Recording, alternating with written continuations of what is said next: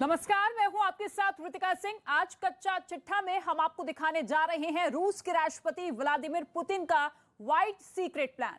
Putin का ये plan कितना घातक है, हम इसकी एक्सक्लूसिव रिपोर्ट आपको दिखाने जा रहे हैं। साथ ही साथ पड़ोसी मुल्क पाकिस्तान का वो कच्चा चिट्ठा खोलने जा रहे हैं जिससे उसकी पूरी दुनिया में जग हंसाई हो रही है। लेकिन सबसे पहले बात रूस और यूक्रेन तनाव की। अभी रूस यूक्रेन की सीमा पर मौसम का पारा -1 डिग्री से भी कम है, चाहे वो इलाका रूस की ओर का हो या फिर यूक्रेन की तरफ का। दोनों ओर बर्फ ही बर्फ पसरी है और उसी बर्फ पर बारूद ब्रिगेड जंग की तैयारी में लगी हुई है। मिसाइल तैयार है, बस ऑर्डर का इंतजार है। वॉर का व्हाइट सीक्रेट प्लान कितना खतरनाक है, इस स्पेशल रिपोर्ट में आप देखिए।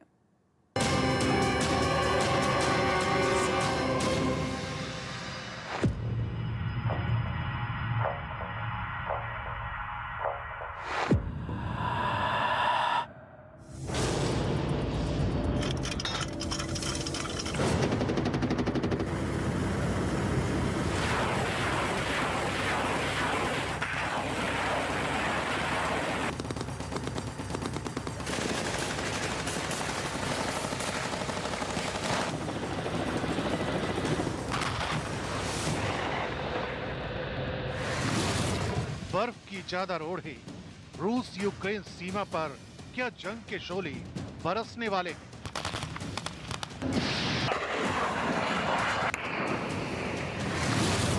बर्फ के बीच सुलग रही जंग की चिंगारी।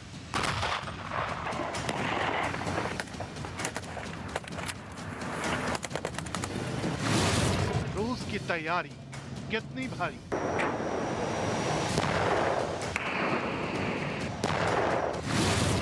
जंग के लिए कैसे खुद को तैयार कर रही है रूस की सेना।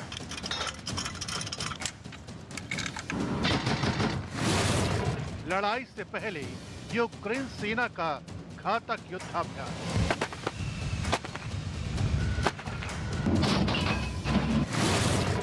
बॉर्डर के दोनों तरफ क्या कर रही है बारूद ब्रिगेड।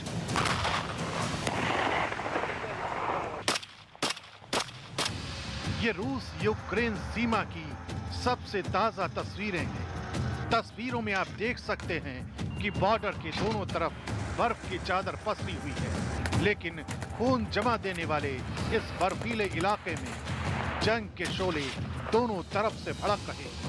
बॉर्डर के दोनों ओर बारूदी विस्फोट से मचने वाले शोर के पहले का सन्नाटा पसरा हुआ है। खामोशी के साथ रूस और यूक्रेन दोनों तरफ के जवान अपने जहन में युद्ध का तूफान समेटे हुए हैं। सीमा के दोनों तरफ भले ही खून जमा देने वाली सर्दी है, लेकिन मोर्चों पर डटे जवान जंग की ज्वाला भड़काने को तैयार बैठे हैं। खास तौर पर यूक्रेन की सेना की इन तस्वीरों को देखिए। इन तस्वीरों में यूक्रेन के जवानों के फौलादी इरादों की झलक साफ साफ दिखाई दे रही है।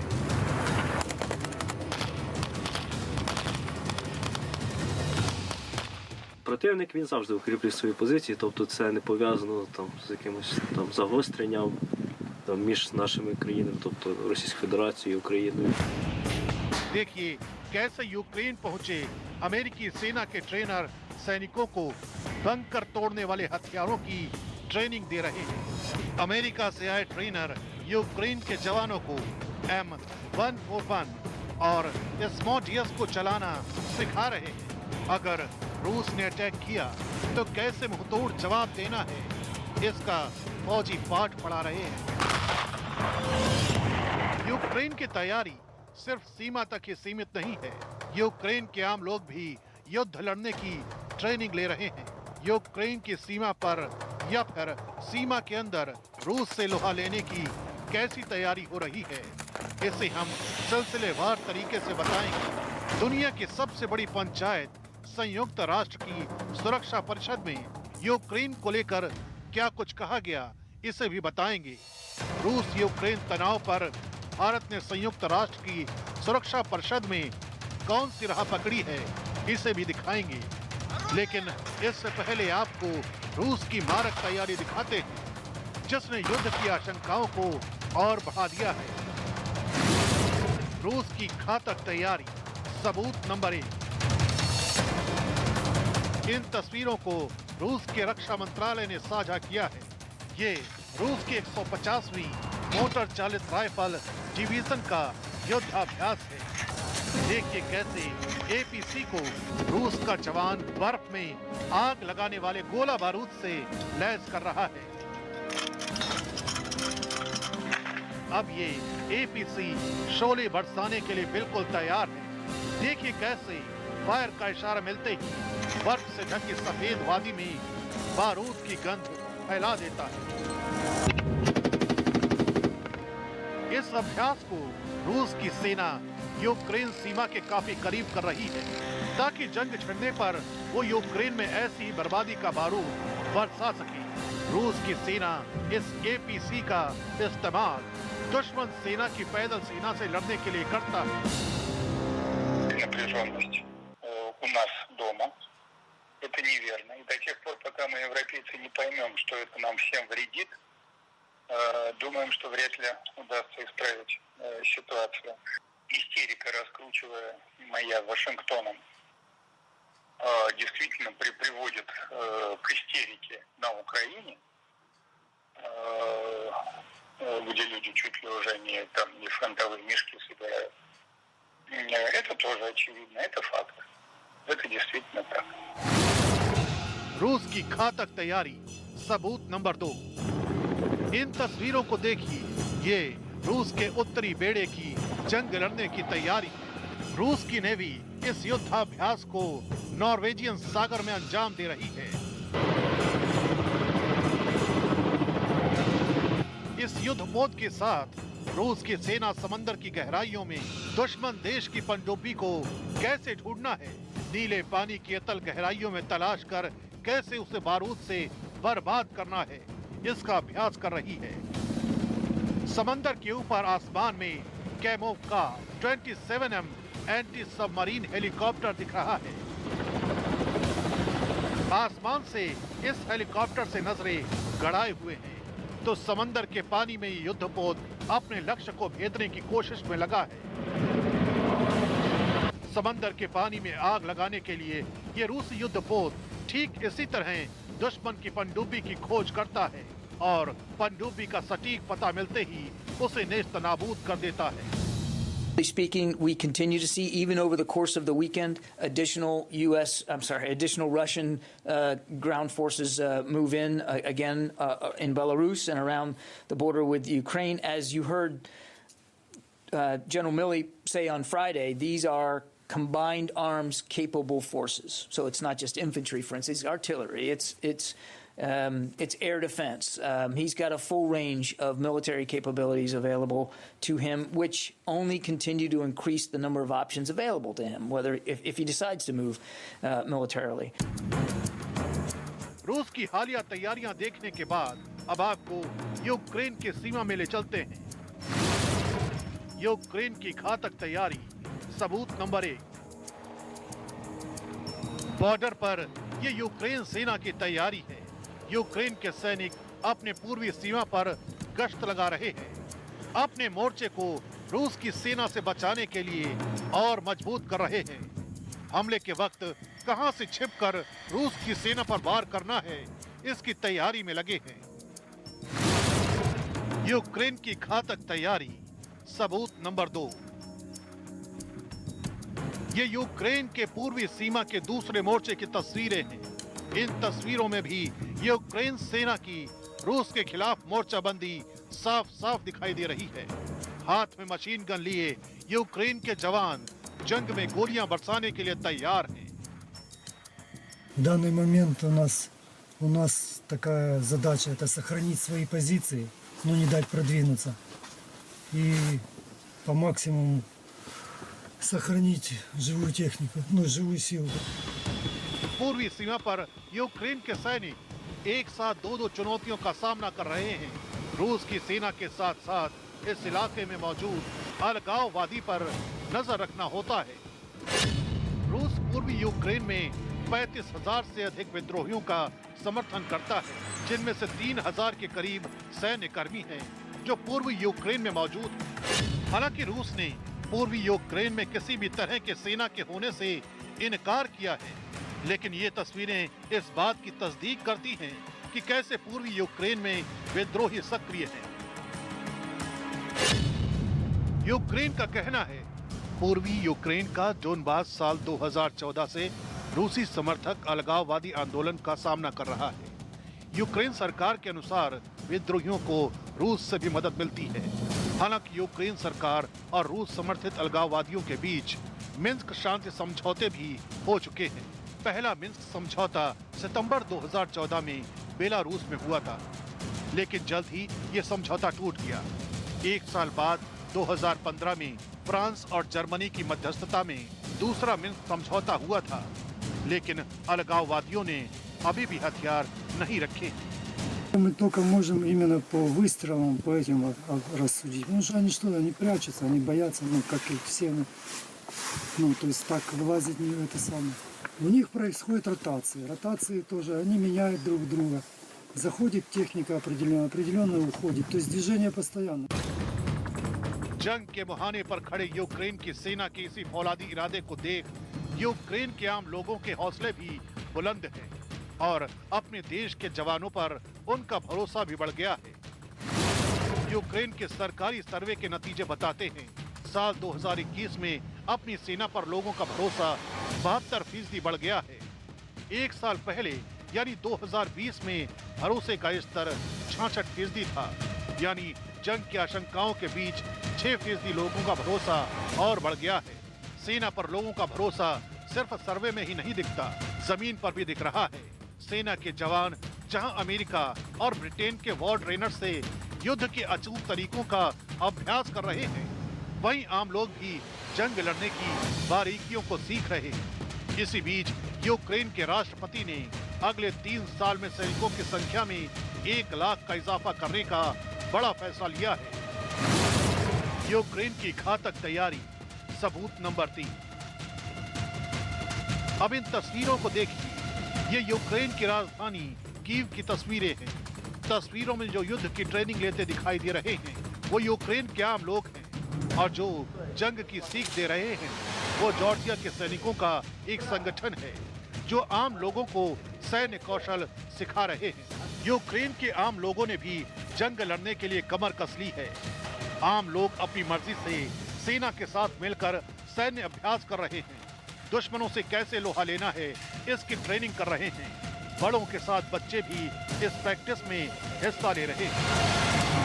Договорились, кто за кем заезжает, кто кого забирает. У каждого там уже, допустим, документы, там какие-то ценные вещи есть. Все быстро взяли. И детей мы перевозим в место, где будет, по крайней мере, где мы будем понимать, что там спокойно. Может, это вглубь страны, может, это ближе там, к границе. Будем смотреть. То есть мы будем по-любому, какая-то информация будет поступать.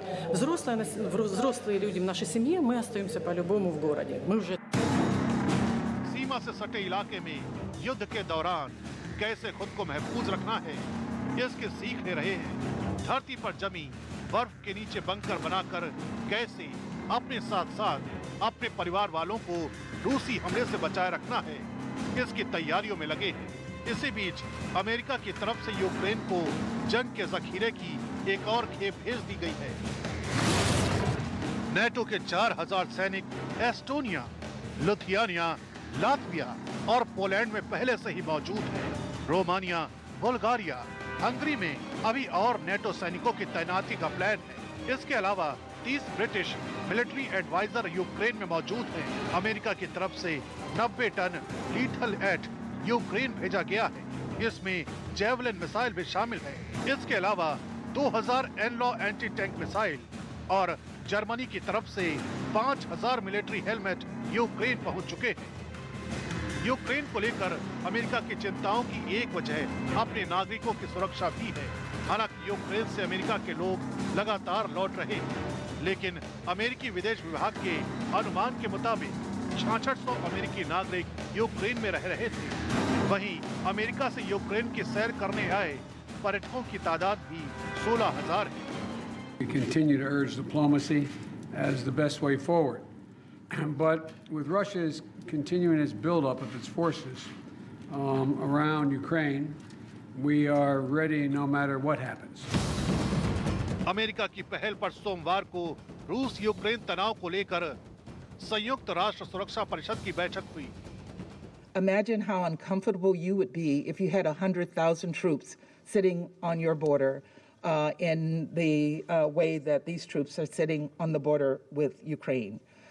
For us, this is about peace and security. Акции России против Украины, до которой, как они всех убеждают, остались считанные недели, если не дни. При этом никаких доказательств, подтверждающих столь серьезное обвинение, не приводится. Однако это не мешает раздуть истерию до такой степени, что конкретные экономические последствия уже начали ощущать на себе наши. संयुक्त राष्ट्र की सुरक्षा परिषद में रूस वीटो रखने वाला महाशक्ति है, इसलिए सुरक्षा परिषद में यूक्रेन को लेकर चर्चा हो या ना हो, फिर भी रूस और यूक्रेन को लेकर खुली बैठक आगे बढ़नी चाहिए या नहीं, इसके लिए वोटिंग का प्रस्ताव रखा। रूस और चीन ने बैठक के खिलाफ मतदान किया, जबकि Norway, France, America, Britain, France, Ireland, Brazil और मेक्सिको समेत 10 देशों ने बैठक के चलने के पक्ष में मतदान किया। वहीं भारत, गैबॉन और केन्या ने वोटिंग में हिस्सा नहीं लिया। भारत की इस पहल पर रूस ने भारत को धन्यवाद कहा है। वहीं यूक्रेन पर हमला करने की तैयारी से भी इनकार किया है। लेकिन रूस यूक्रेन सीमा पर जैसे हालात बने हैं, यूक्रेन में जैसे विदेशी नेताओं के दौरे हो रहे हैं, सीमा के दोनों तरफ जैसी जंग की तैयारियां हो रही हैं, उसने जंग की आशंका को और बढ़ा दिया है। बॉर्डर पर किसी भी ओर से चली एक गोली भी महायुद्ध को भड़का सकती है।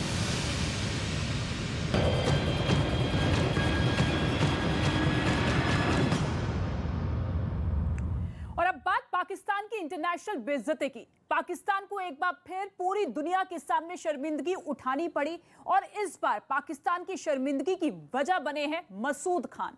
दरअसल इमरान सरकार ने अमेरिका में पाकिस्तान के राजदूत के तौर पर मसूद खान का नामांकन किया था, लेकिन अमेरिकी कांग्रेसमैन स्कॉट पेरी ने उनकी नियुक्ति पर ही सवाल उठा दिए।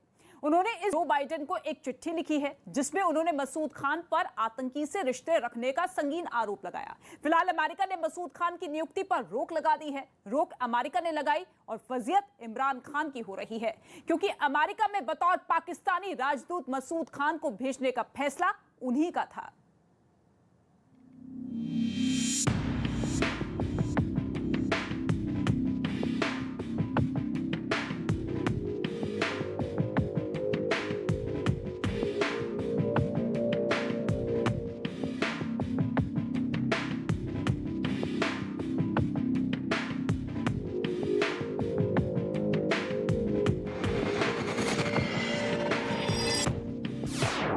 यूएस में पाकिस्तानी राजदूत की नियुक्ति रुकी।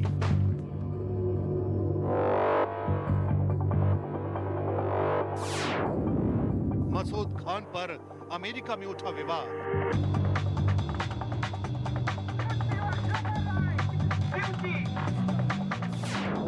कांग्रेसमैन स्कॉट पेरी ने नियुक्ति पर जताया ऐतराज।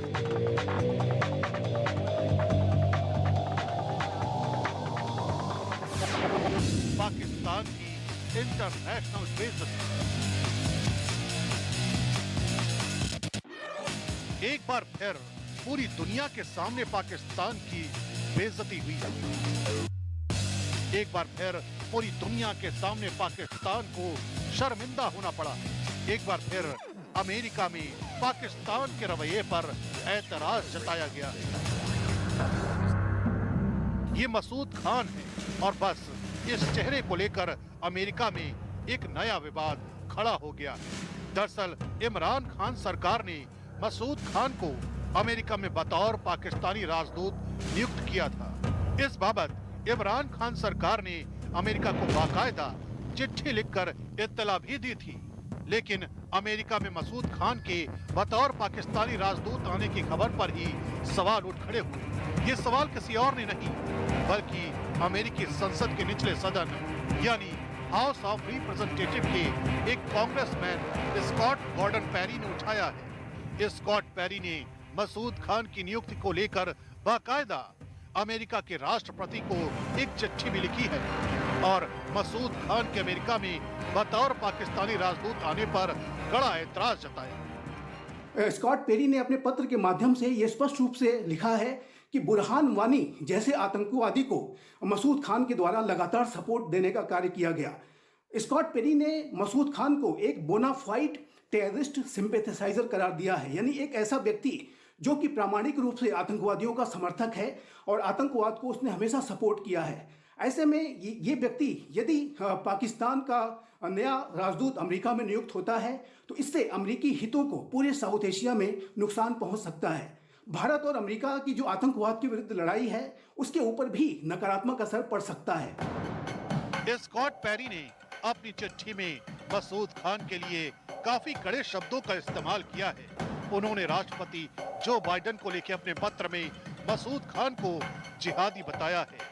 अपनी चिट्ठी में स्कॉट पेरी ने लिखा है, मुझे बताया जा रहा है कि विदेश विभाग ने कथित तौर पर मसूद खान को पाकिस्तान से नए राजदूत के रूप में मंजूरी देने पर रोक लगा दी है, लेकिन रोक काफी नहीं है। मैं आपसे अनुरोध करता हूं कि आप मसूद खान के दिए तमाम राजनयिक प्रमाण पत्रों को अस्वीकार करें और पाकिस्तान सरकार द्वारा इस जिहादी को संयुक्त राज्य अमेरिका में पाकिस्तान के राजदूत के रूप में स्थापित करने के किसी भी प्रयास को अस्वीकार करें। जाहिर है कि मसूद खान को अमेरिका भेज करके पाकिस्तान भारत के विरुद्ध जो उसकी साजिशें हैं उसको और गहरा करने की कोशिश कर रहा था। पाकिस्तान के प्रधानमंत्री इमरान खान और उनकी जो पूरी सरकार है, पाकिस्तान की जो आर्मी और आईएसआई है, मसूद खान जैसे आतंकवादियों को सपोर्ट देने वाले व्यक्तियों को अमेरिका भेज करके एक ऐसा व्यक्ति जो कि पाकिस्तान ऑक्युपाइड कश्मीर के साथ संपर्क में रहता है, उससे संबंध रखता है, उसको अमेरिका भेज करके भारत के विरुद्ध पाकिस्तान साजिशें रचने की कोशिश कर रहा था। एक मंशा पाकिस्तान की ये भी स्पष्ट रूप से दिखाई देती है। इतना ही नहीं, स्कॉट ने अपनी चिट्ठी में इस बात का भी जिक्र किया है कि मसूद खान पाकिस्तान में पनप रही आतंकी तंजीमों और आतंकी सरगनाओं को समर्थन देते रहते हैं। अपनी चिट्ठी में उन्होंने पाकिस्तान के प्रधानमंत्री को आड़े हाथों लेते हुए लिखा है, इमरान खान सरकार ने क्षेत्र में हमारे हितों को कमजोर करने के लिए काम करने वाले आतंकवादियों के हिमायती का नामांकन किया है। ये फैसला एक कमी के रूप में बताया जा सकता है। मसूद खान ने हिजबुल मुजाहिदीन समेत कई आतंकवादियों और विदेशी आतंकी संगठनों की तारीफ की है। मसूद खान युवाओं को हिजबुल मुजाहिदीन के पूर्व कमांडर बुरहान वानी जैसे जिहादियों का अनुकरण करने के लिए प्रोत्साहित करते रहे हैं, जिन्होंने भारत के खिलाफ हथियार उठाए। फिलहाल अमेरिकी विदेश मंत्रालय ने अमेरिका में मसूद खान की बतौर पाकिस्तानी राजदूत नियुक्त होने पर रोक लगाई हुई है।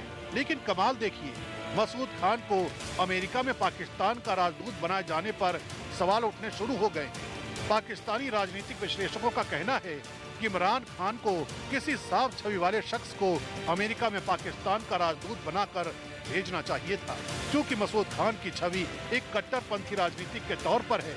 लिहाजा उनकी नियुक्ति पर सवाल तो उठने लाजमी ही थे। Because he is too old to carry an appointment and he has a lot of baggage behind him. वो किस किस्म का बैगेज है वो अलग बातें हैं। वो क्या क्या वो रहे यहाँ पे, क्या करते रहे, ये तो डिप्लोमेटिक सर्विस जानती है। लेकिन एक पता नहीं क्यों साढ़े लोगों को बड़ा मसला है, वो रिटायर नहीं होना चाहते। वो चाहते हैं कि हम मर के भी हम मर जाए ना, हमारी कब्र में से उठा के आप कोई सफ़ीर लगा दें, कोई वज़ीर लगा दें, कोई पोजीशन हमें जो है ना वो कर दें। लेकिन this is something which is very annoying, very disturbing जी, जिससे बड़ी तकलीफ़ होती है हमें कि यार ये क्यों इस तरह किया जा रहा है और क्यों हमें ये समझते हैं कि भाई एक यंग बंदे को क्यों आप नहीं अपॉइंट करते। अमेरिका में मसूद खान की नियुक्ति पर रोक अमेरिकी विदेश मंत्रालय ने लगाई है।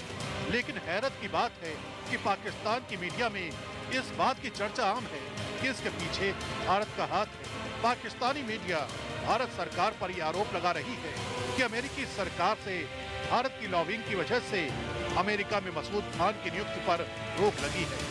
अमेरिका के लिए पाकिस्तान के नामजद सफीर मसूद खान के खिलाफ वॉशिंगटन में भारतीय लॉबी मुतहरिक हो गई। मसूद खान की तैनाती में अमेरिका की जानिब से ताखीर की वजूहात भी सामने आ गई। अमेरिकी रुकन कांग्रेस स्कॉट पेरी ने अमेरिकी सदर जो बाइडेन को मसूद खान के खिलाफ खतर साल कर दिया। भारत लॉबिंग कर रहा है कि वो उसे रोक दिया जाए। भारत ऐसी लॉबिंग क्यों करेगा? क्योंकि मसूद खान का जो बैकग्राउंड है वो अपने आप में क्वेश्चनेबल है। Masood Khan has been always a supporter of terrorism. जो आदमी 2016-17 के करीब जब यूएस के इंटरेस्ट पाकिस्तान में भी थे, अगर तब भी वो उन ऑर्गेनाइजेशंस को, उन टेररिस्ट ऑर्गेनाइजेशंस को सपोर्ट कर रहे थे, उनकी तारीफ कर रहे थे, अपने आप में एक क्लैरिटी देता है कि इस आदमी का दिमाग क्या है। आइए अब आपको बताते हैं कि आखिर मसूद खान है कौन। रावलकोट के पश्तून परिवार से ताल्लुक रखने वाले मसूद खान को कट्टरपंथी शख्सियत माना जाता है। मसूद खान ने अपने करियर की शुरुआत अमेरिका में पाकिस्तान दूतावास से की थी। इसके अलावा वो पाकिस्तान के कब्जे वाले कश्मीर के राष्ट्रपति भी रह चुके हैं। मसूद खान मुशर्रफ शासन के दौरान पाकिस्तान के विदेश मंत्रालय में बतौर प्रवक्ता काम कर चुके हैं। जाहिर सी बात है कि किसी भी देश के राजनयिक की नियुक्ति को जब दूसरा देश मंजूरी न दे तो ये उसके लिए शर्मिंदगी का सबब होता है। वही हाल अब पाकिस्तान का है। मसूद खान की नियुक्ति पर लगी रोक अब इमरान सरकार के लिए किसी इंटरनेशनल बेइज्जती से कम नहीं है। ये एक अपने आप में डिप्लोमेटिक इंसल्ट है पाकिस्तान के लिए कि आपका डिसीजन प्रोबेबली वर्ल्ड कम्युनिटी और स्पेशली एक दूसरी कंट्री को एक्सेप्टेबल नहीं है। बिकॉज जिस तरीके का नाम आपने प्रपोज किया है, जिस बैकग्राउंड का नाम आपने प्रपोज किया है, वो अपने आप में बहुत ही डिबेटेबल है, क्वेश्चनेबल है।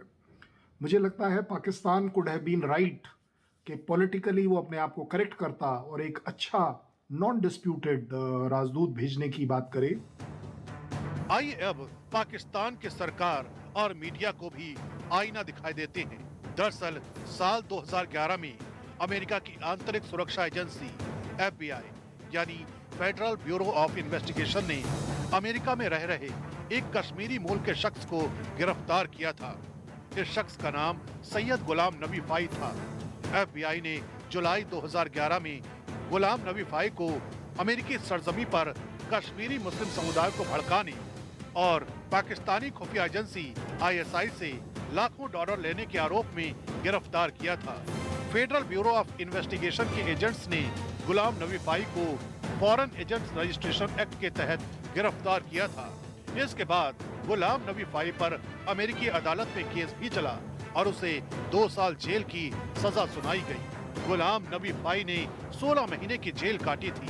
जेल से रिहा होने के बाद सैयद गुलाम नबी फाई ने माना था कि वो ISI के ब्रिगेडियर अब्दुल्ला और मेजर जनरल मुमताज अहमद बाजवा और लेफ्टिनेंट कर्नल तौकीर अहमद भट्ट के संपर्क में था और अमेरिकी सरकार के नुमाइंदों को कश्मीर के मुद्दे पर उनकी नीतियों को प्रभावित करने के लिए गुटबाजी करता था।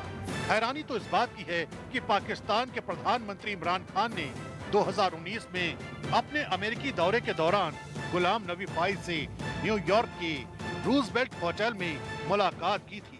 इस मीटिंग में इमरान के अलावा पाकिस्तान के विदेश मंत्री शाह महमूद कुरैशी और संयुक्त राष्ट्र में तत्कालीन पाकिस्तानी राजदूत मलिहा लोधी भी थी। इमरान खान के गुलाम नबी फाई से उनकी मुलाकात पर इमरान की काफी फजीहत भी हुई थी।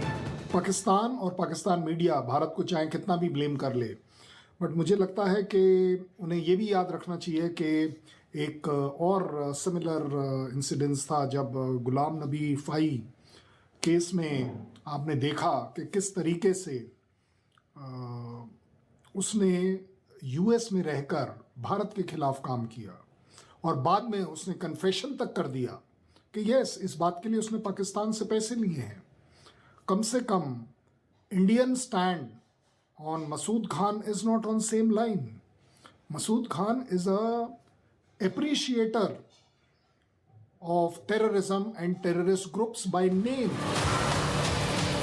आइए अब आपको मसूद खान के आतंकी कनेक्शन का एक और सबूत दिखाते हैं। 15 जनवरी 2022 को एक पाकिस्तानी मूल के आतंकी ने अमेरिका की सरजमी पर आतंकी हमला कर उसे दहला दिया था। दरअसल आतंकी हमला करने वाले ने डलास के फोर्थ वर्थ इलाके के कॉली विले में एक यहूदी सभागार में 4 यहूदियों को बंदी बना लिया था। बंधक बनाने वाले ने दावा किया था कि वो बमों से लैस है। हमले के दौरान एक विस्फोट और गोलियों की आवाज सुनाई दी। जिसके बाद पूरे इलाके को अमेरिकी पुलिस, स्वाट चीफ और FBI एजेंट्स ने घेर लिया। हमले के दौरान 2 बंधक भागने में कामयाब रहे।